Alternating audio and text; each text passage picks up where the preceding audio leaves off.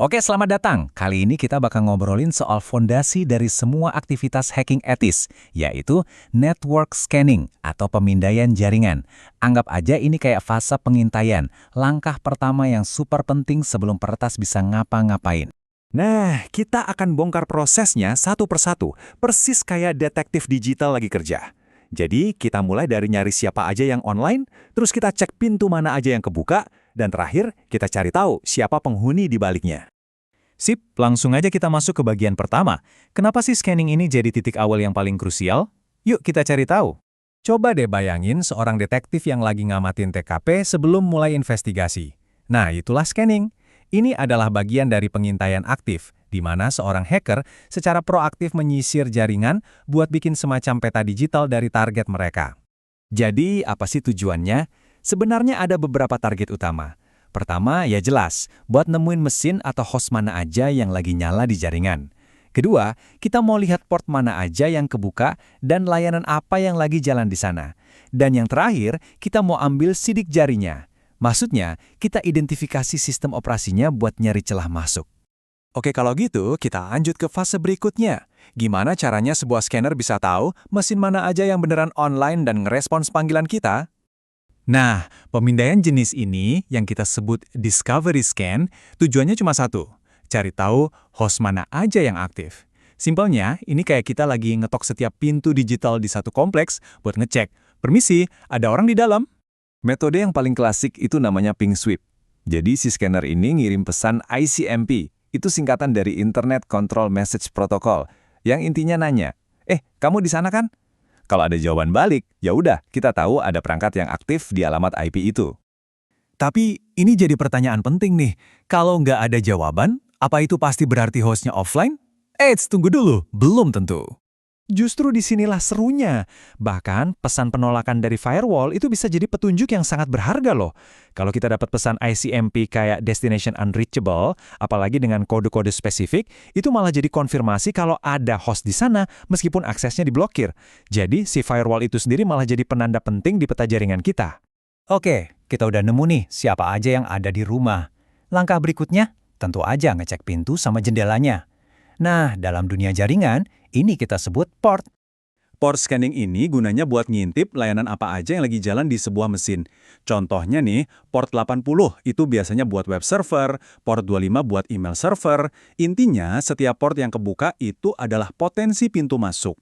Salah satu teknik yang paling sering dipakai dan agak licik, itu namanya SYN scan.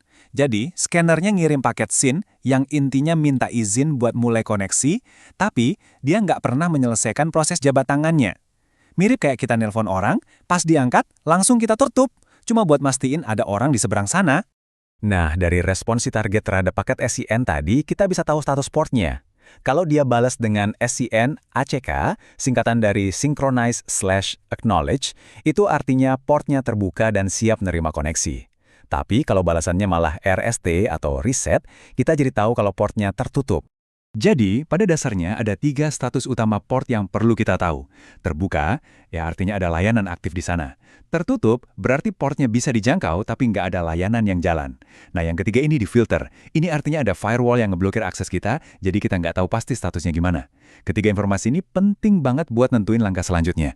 Oke, sekarang kita masuk ke bagian yang paling cerdas dari semua investigasi ini, fingerprinting. Di sini, kita bakal coba cari tahu kita lagi ngobrol sama sistem operasi apa sih sebenarnya. Ini bener-bener kayak kerjaan forensik digital. Cuma dengan menganalisis detail-detail super kecil dari lalu lintas jaringan, kita bisa ngebangun profil lengkap dari mesin target. Bahkan seringkali kita bisa tahu sampai versi spesifik sistem operasinya. Kenapa ini penting? Ya karena kalau kita tahu OS-nya, kita bisa cari kerentanan yang pas buat OS itu. Teknik utama di balik fingerprinting ini namanya packet crafting. Intinya, kita sengaja bikin dan ngirim paket data yang aneh, yang nggak biasa atau bahkan yang ilegal menurut aturan, tujuannya cuma satu, buat mancing respons. Jadi kita nggak ngirim paket standar, tapi paket yang emang dirancang buat ngerjain sistem target.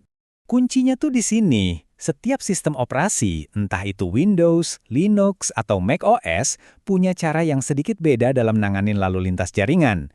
Nah, reaksi unik mereka pas nerima paket-paket aneh dari kita tadi, itulah yang jadi sidik jari digital mereka. Jadi, sidik jarinya itu ada di mana? ada di header paketnya. Nilai-nilai spesifik kayak time to live atau TTL atau ukuran jendela TCP itu bisa ngebocorin sistem operasinya. Contoh gampangnya nih, kernel Linux itu biasanya pakai nilai TTL awal 64, sementara Windows pakainya 128. Nah, kan? Petunjuk-petunjuk kecil kayak gini bisa ngasih tahu kita banyak hal. Oke, biar lebih kebayang, yuk kita kumpulin semuanya dan kita bedain lagi dengan jelas jenis-jenis pemindaian yang udah kita bahas tadi. Jadi, prosesnya itu benar-benar logis dan bertahap.